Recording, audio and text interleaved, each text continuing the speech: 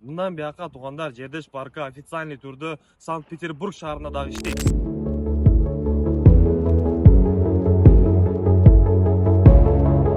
Бул Питер деген шаарында бул маючоктор үчүн өтө бир жакшы шаар деп койдум. Жаңы водительдергечи.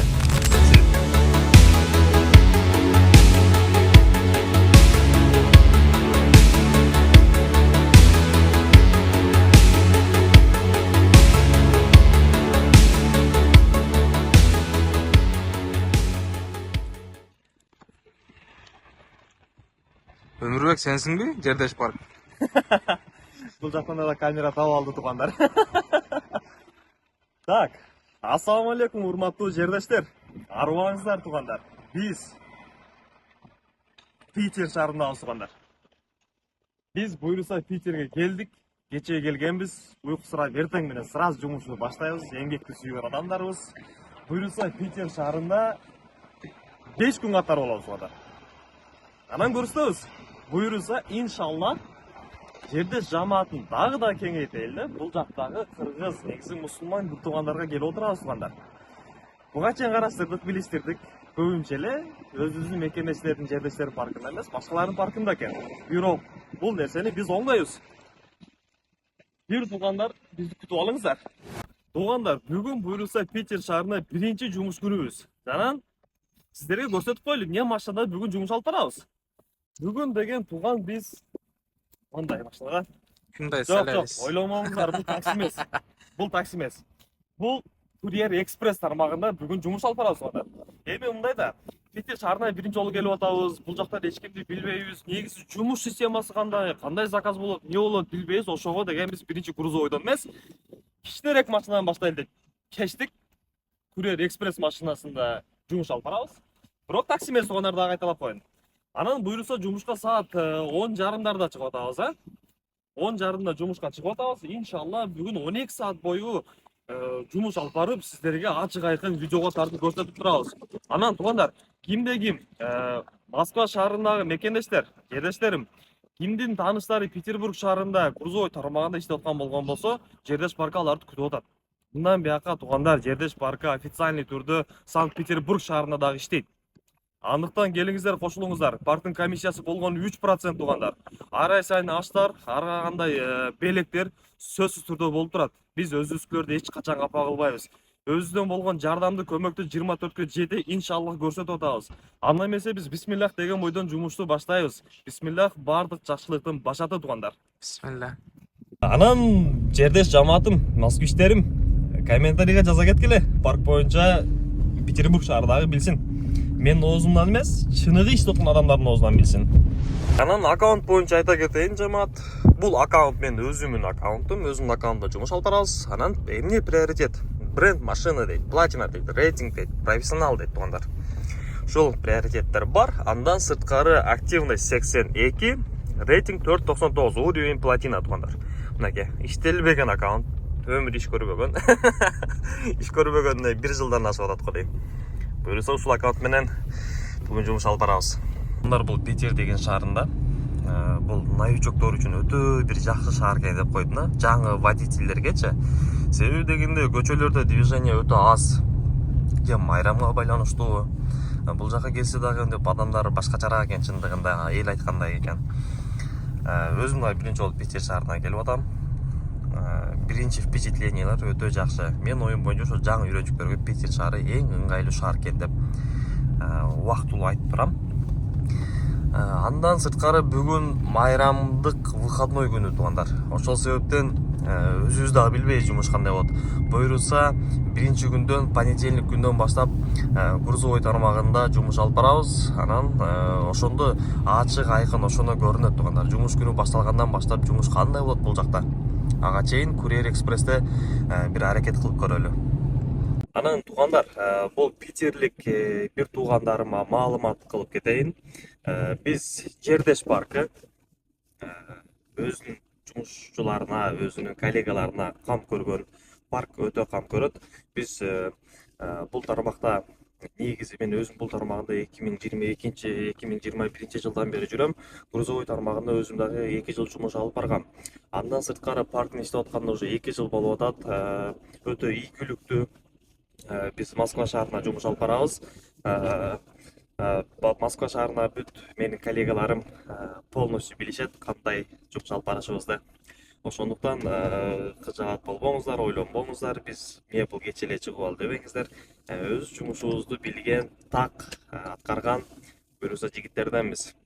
Туугандар, биз буюрса биринчи адреске келдик. Сүйүнүп атам. Питер шаарына келип, тааныбаган, эч ким билбеген, көчөлөрүн билбеген жакка келип алып, буюрса курьерди эзебиз туугандар. Азыр эмеден түштү? Аптекадан. Аптекадан кирип азыр заказды алабыз.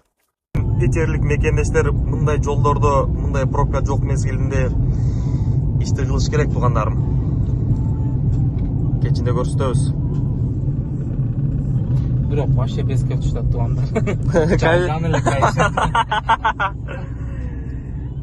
Туугандар, экинчи заказ Гиперлента деген магазинде заказ түшкөн. Ушул жактан мультизаказдын экинчи заказына биринчи адресине келдик.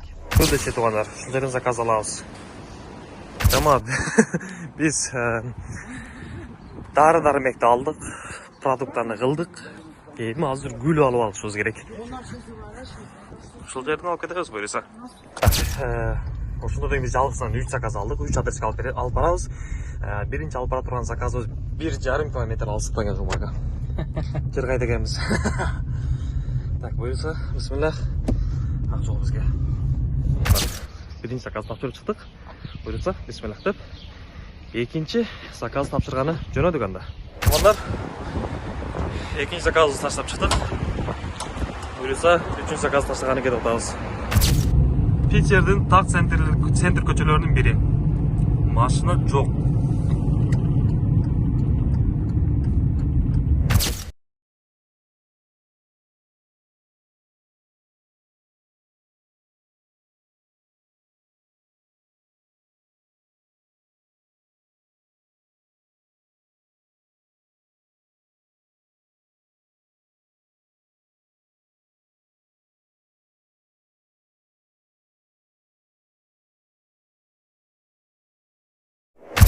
Туугандар, ошондо деген биз жалпысынан 3 заказ алып келип таштадык. Бардыгын бул акыркы заказыбызды азыр таштап чыгып атабыз.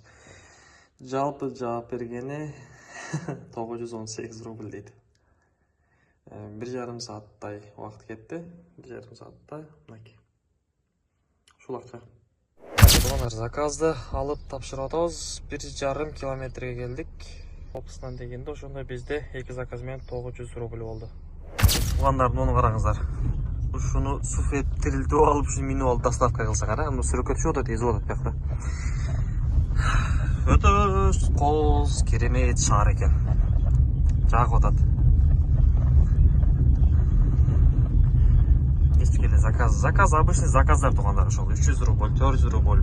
Цена Москванын ценасы эле экен. Акчасын көрсөткөндө ар бир заказын көрсөтө бербей эле, акырында вообще канча иштегенибизди көрсөтөлү деп, андан көрө мындай кызыктуу жерлерди сиздерге көрсөтөлү деп ушул жана тартып атабыз. Туугандар, Санкт-Петербургдун Кремль окшойт. Анан бул жакта мындай лодкалар бар экен. Ушул жака чыкса болот экен, Москва река сыяктуу экен. Бул мост влюблённых экен деп ат кое берсең.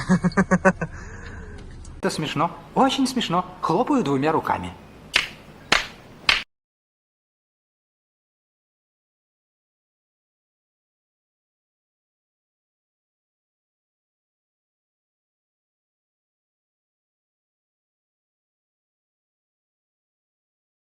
Ассаламу алейкум, урматтуу жамаат, арыбаңыздар туугандар. Биз буюрса бүгүн жумушубузду токтотуп атабыз. Саат 8:30. Эстетеке тең жумушка 10:30 чыкканбыз. Мен себептен туугандар, бул жактан жалып келдиби, аккаунт култанып калды. Термокоруп алып жүрүшүм керек деп. Ошол себептен азырынча аккаунт култанды жана ушул менен жумуш токтоду. Анан туугандар 10:30 баштап 8:30 чейин ровно 10 саат 10 саатта тапкан акчабыз туугандар болгону 3462 рубль болду. Эми негизи чындыгында өтө аз акча. Себеби дегенде 3,5 миң акча тапканыңыз менен будан сиздин обедиңиз бар, бензиниңиз бар, машинаңызга кеткен. Бизде жумуш ушундай болду. Билбейм, балким биз билбегендиктен бул Питер шаарынын кайсыл жерде кандай, кайсыл убакта кандай коэффициент жанат, кайсыл райондордо жумуш кылыш керек, кандай заказдарды алыш керек биз билбеген үчүн, найби жок болгон үчүн бул жака биринчи жолу келип аткан үчүн ушундай жумуш слабый болдубу?